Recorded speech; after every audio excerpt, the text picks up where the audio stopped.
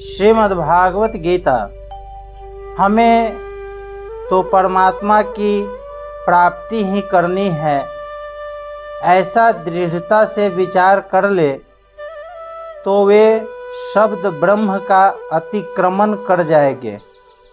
यदि साधक आरंभ में क्षमता को प्राप्त न भी कर सके तो भी उसको अपनी रुचि या उद्देश्य क्षमता प्राप्ति का ही रखना चाहिए। जैसा कि गोस्वामी तुलसीदास जी कहते हैं, मति अति नीच ऊंची रुचि आछी, चाहिए अमीय जग जुड़ई न छाछी। तात्पर्य यह है कि साधक चाहे जैसा हो, पर उसको रुचि यह उद्देश्य सदैव ऊंचा रखना चाहिए। साधक की रुचि या उद्देश्य पूर्ति की लगन जितनी तेज तीव्र होगी, उतनी ही जल्दी उसके उद्देश्य की सिद्धि होगी।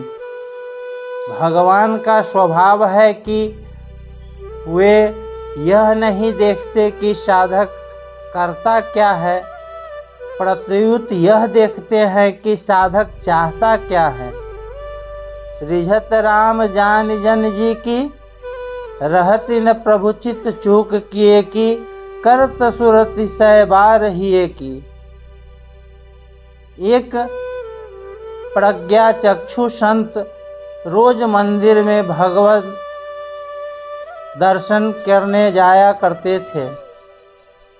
एक दिन जब वे मंदिर गए तब किसी ने पूछ लिया कि आप यहाँ किस लिए आते हैं?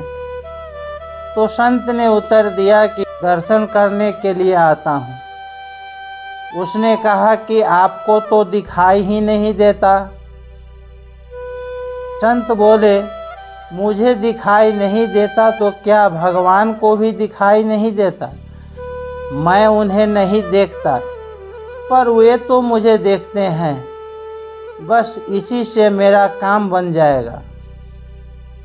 इसी तरह हम समता को प्राप्त भले ही न कर सके, फिर भी हमारी रुचि यह उद्देश्य समता का ही रहना चाहिए, जिसको भगवान देखते ही हैं।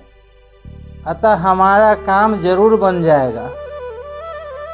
सांसारिक पुण्य तो पाप की अपेक्षा से द्वंद्व वाला है, पर भगवान के संबंध सत्संग भजन आदि से होने वाला पुण्य योग्यता सामर्थ्य विलक्षण है।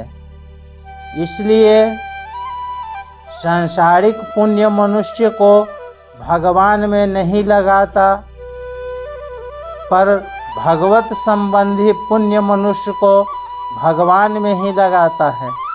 यह पुण्य फल देकर नष्ट नहीं होता। सांसारिक कामनाओं का त्याग करना और भगवान की तरफ लगना दोनों ही भगवत संबंधी पुण्य हैं। पूर्वाभ्यासेन हते नैवः पदों का तात्पर्य है कि वर्तमान जन्म में सत्संग सच्चर्चा आदि न होने पर भी केवल पूर्वाभ्यास के कारण वह परमात्मा में लग जाता है। इस पूर्वाभ्यास में क्रिया प्रवृत्ति नहीं है, प्रत्युत गति है। जिज्ञासुरपि योगस्य शब्द ब्रह्माति वर्तते में भी क्रिया वाला अभ्यास न होकर गति वाला अभ्यास है। तात्पर्य है कि इस अभ्यास में प्रयत्न भी नहीं है और कर्तृत्व भी नहीं है, पर गति है। गति में स्वतः परमात्मा की ओर खींचने की शक्ति है। क्रिया वाला अभ्यास किया जाता है और गति वाला अभ्यास स्वतः होता है।